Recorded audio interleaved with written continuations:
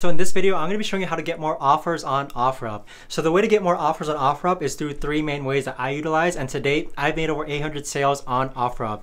So the first way is to not skip out on your title. Your title has to be optimized. And so for example, if you're selling a camera, you don't just want to put the word camera in your title. So if you just put the word camera in your title, not a lot of people are going to find it. So you have to write many relevant keywords related to the word camera. So maybe you want to include the words Sony, maybe you want to include the words digital, mirrorless, Canon.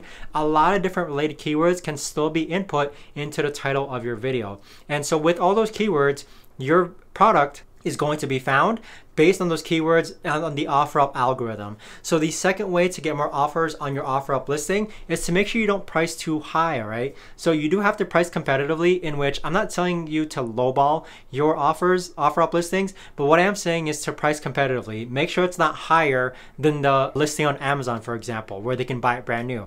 But what you want to do is also just make sure you price competitively. But in addition to that, product photos, right?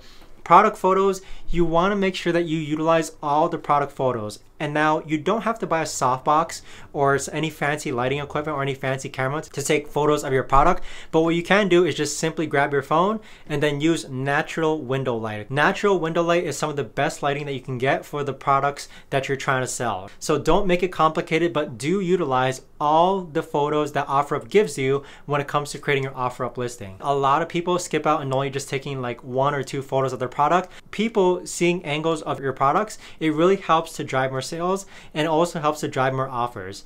So with that being said, I hope you found this video helpful. If you have any questions, comment them down below.